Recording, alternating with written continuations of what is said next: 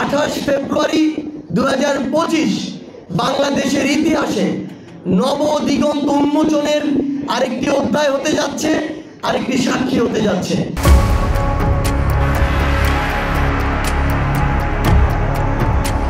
রাজনীতির ময়দানে নতুন দল আসছে এমন ঘোষণা আসার পর থেকে প্রশ্ন ছিল কবে আসছে নতুন দল।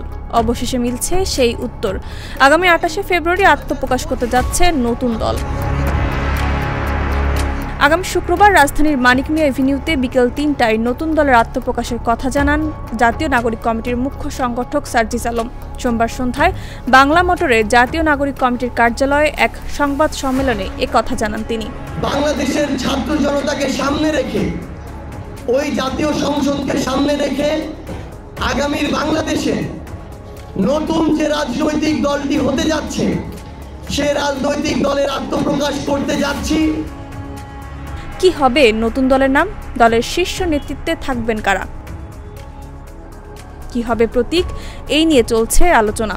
নতুন দলের নামে নাগরিক, ছাত্র জনতা কিংবা রেভলিউশনের মতো শব্দ থাকতে পারে, এমনটি সংবাদ মাধ্যম বিবিসি বাংলাকে জানিয়েছেন আসন্ন রাজনৈতিক দলের সম্ভাব্য শীর্ষ পদের একজন নেতা। তবে এই মুহূর্তে দলীয় প্রতীক ঘোষণা করা না হলেও কলম ও শাপলার মতো প্রতীক আলোচনার টেবিলে আছে বলেও জানা গেছে।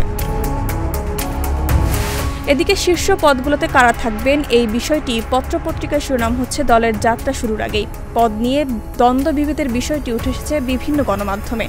সংশ্লিষ্ট সূত্র বলছে দলটির শীর্ষ পদে নাহিদ ইসলাম থাকার বিষয়টি এখন চূড়ান্ত। উপদেষ্টা পদ থেকে ইস্তফা দেওয়ার পর তার নেতৃত্বে আত্মপ্রকাশ করবে নতুন রাজনৈতিক দল। এর বাইরে জাতীয় নাগরিক কমিটি ও বৈষম্য বিরোধী ছাত্র আন্দোলনের আদলেই 4 জন নিয়ে নতুন দলের আহ্বায়ক কমিটি হবার কথা জানিয়েছিলেন দল গঠনের প্রক্রিয়ায় যুক্ত একাধিক নেতা। শেষ সময়ে সব পক্ষের মন জোগাতে পদের সমঝোতা করা হচ্ছে বলেই জানা যাচ্ছে। ফলে 4 জনের পরিবর্তে আহ্বায়ক কমিটি থাকতে পারে 6 জন ব্যক্তি। যতদূর জানা গেছে, শীর্ষ পদের তালিকায় থাকা ব্যক্তিদের মধ্যে কোনো নারী নেই।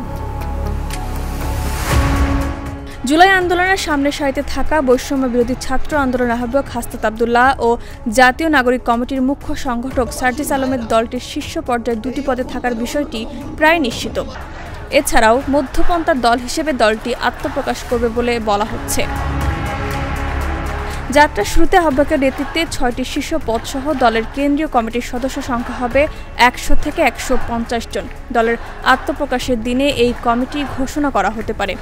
পরে দলটির কেন্দ্রীয় কমিটির সদস্য সংখ্যা বাড়িয়ে 300 থেকে 500 জন করা হতে পারে। আর এই কমিটি নিয়েই নির্বাচনের প্রস্তুতি নেবে দলটি। এরই মধ্যে জাতীয় নির্বাচনের আগে স্থানীয় নির্বাচনের করার যে আলোচনা শোনা যাচ্ছে তা মাথায় রেখে নিজেদের তৃণমূলের সাংগঠনিক কাঠামো গুছিয়ে নিচ্ছে দলটি। বিশেষ করে দেশের বিভিন্ন জায়গায় জাতীয় নাগরিক কমিটি ও বৈষম্য বিরোধী ছাত্র আন্দোলনে যেসব কমিটি ঘোষণা করা হয়েছে, সেখান থেকেই অনেকেই দলটিতে যোগ দেবেন।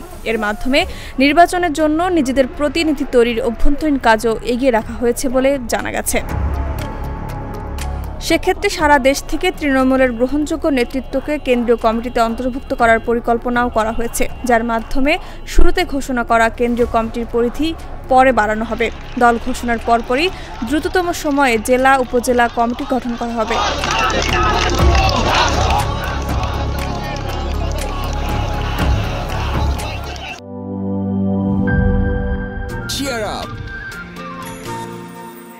চলো পুরাই খুশি নতুনের সাথে তুলে নিয়ে হাতে cheer up, oh oh cheer up, oh oh cheer up.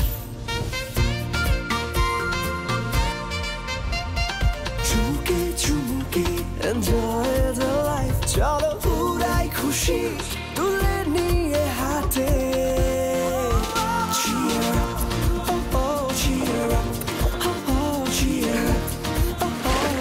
চিল হবে রিফ্রেশিং মুডে।